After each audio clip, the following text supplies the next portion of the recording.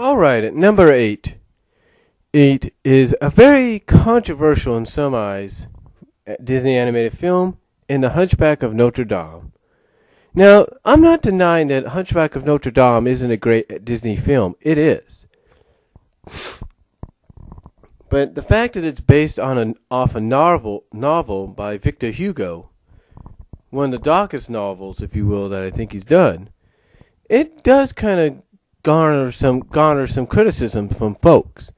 I mean, the fact is, you got elements in this film that you would think, well, it was given a G rating, but I think it would have been more appropriate for a PG rating.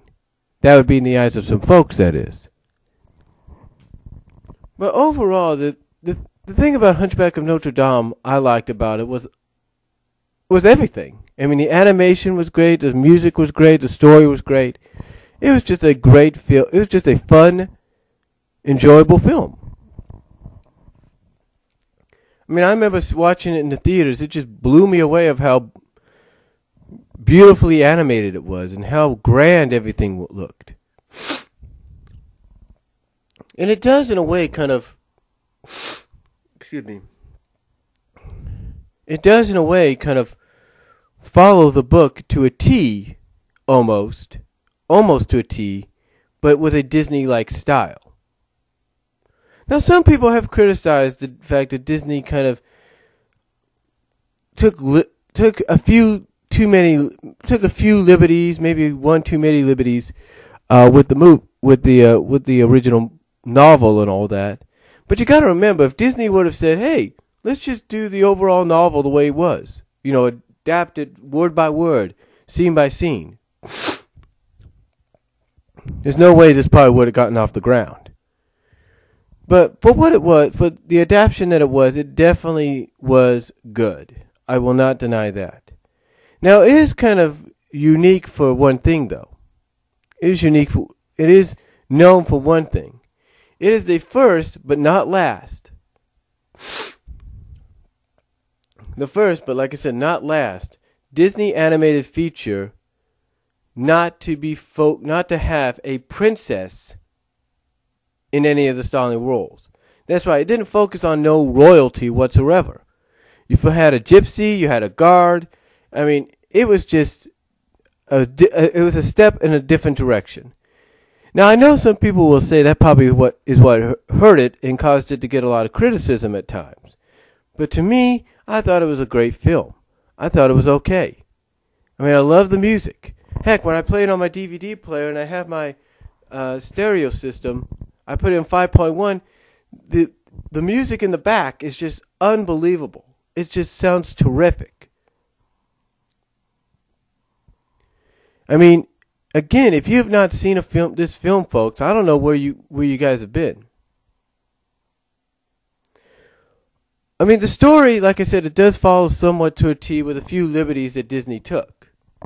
But there are certain key elements in there, like when Quasimodo's shouts sanctuary and, stuff like that. It's just Esmeralda coming to his rescue. It's just great. Overall, it's just great. A great film. And, the villain, oh my God, talk about a villain that was not over the top, but just perfect in his role. Just perfect in his role. Whether he was portrayed as a priest or a judge, Frollo was perfect. Overall, was just perfect as a villain. I mean, the fact of the matter is, it's like Doug Walker said in his review of it. They tried to make him a villain that was kind of complex.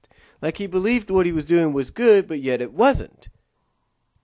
But they made him think what he was doing was good for God, but it wasn't. And it's just unbelievable.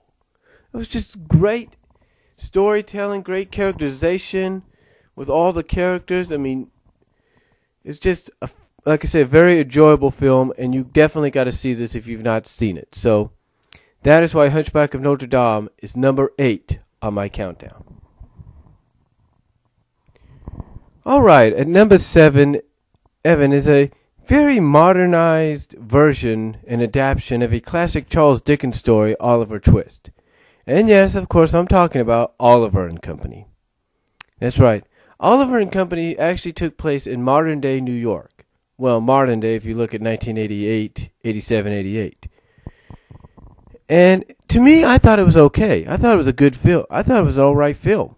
I mean, I like the music. I like the characters. It's just a great it's just a great, adapt. To me, I think, honestly, it's one of Disney's better adaptations of a classic story, but adapted with a more modern feel and more in modern type setting and era.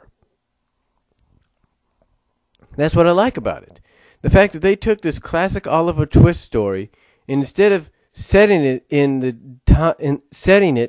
days of Charles Dickens and such, they set it in modern day New York City, which I thought was pretty cool. I mean, it was just a fun film, just enjoyable. I mean, some people could say that it was probably a film that was more market made than anything else. But I thought it was very fun. I thought it was a fun film. I mean, the characters, like I said, are enjoyable. The story, they do a great. Disney just does a great job in adapting the story to a more modern feel and more modern atmosphere. I mean, it's just fun. It's just overall a fun movie. I mean, I love the interaction with Tito, voiced by Cheech Marin, and when he meets Georgette, who's voiced by Bette Midler. I mean, I love the interaction there. That's just unreal interaction. I also like the little side joke, if you will, I think towards the end of the film, and you kind of notice it in the beginning elements and in the middle and all that.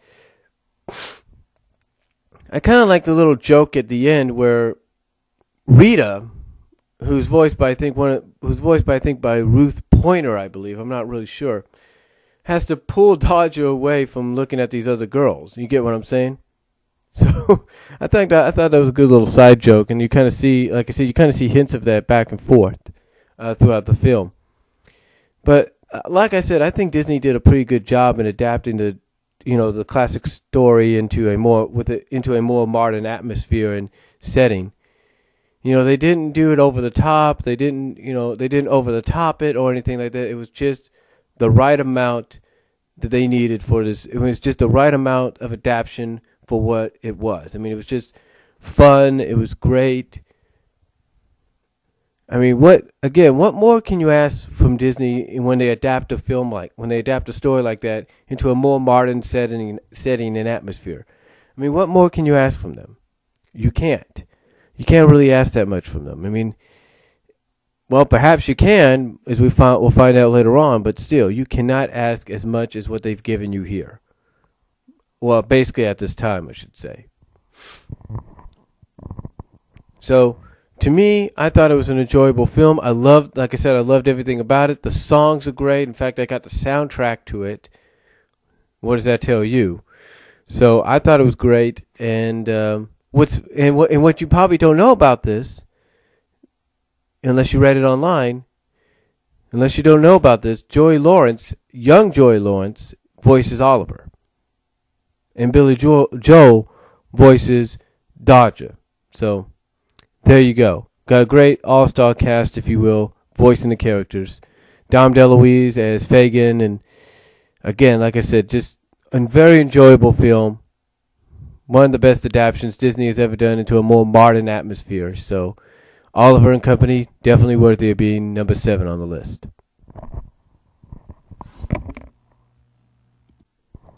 All right, at number 6 is none other than the very emotional, but I thought pretty good story of Bambi. That's right, Bambi is at number 6. Now, what can you say about Bambi that has not been said besides the fact that it's a great adaptation of a great story? A great love story adapted into a great Disney film. I mean, 1940s, whether it's the 1940s it was released in or even today, there's nothing more you could say about Bambi than what has already been said. Great animation, great storytelling, great interaction with characters.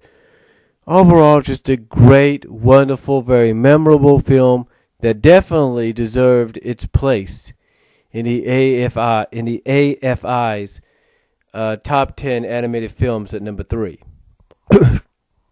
Definitely worth it. Definitely worth it. Definitely worthy of that honor. I will say that. I mean, I'll tell you, I'll be honest with you. Bambi is one of the best films you'll see. I mean, it's so good that my niece, my 19-year-old niece, asked me to make a copy of it for her and her son, because her son has never seen it before. Now, we all know one of the most memorable scenes out of it, of course, was when Bambi's mom dies, and it does get an emotional response. And that, of course, when Bambi's mom dies, gets an emotional response out of everybody, even to this day. It kind of pulls at your heartstrings, and you kind of try your best, especially if you're a guy, not to let the emotion get to you. But overall, it's just a fun, like I said, just a fun, enjoyable, wonderful. It's just a wonderful film that Disney definitely did a great job on. I mean, what more can you ask for? I mean, they went as far as to bring in real deer and does and fawns, if you will, to study the I can't even pronounce the word right now. I can't even pronounce the word, but it's on the tip of my tongue. The animality, or whatever you want to call it, the bodies, the structure, if you will, the bodily structure. It was just a fun film overall. And like I said, they just went all out. The music's great. The colors are great. I mean, it's just a wonderful film that you have to sit down and enjoy. I mean, what more can you ask from Disney than that? I mean, what more? So that's all I'm going to say on Bambi, and that's why Bambi is number 6 on the top 15 countdown.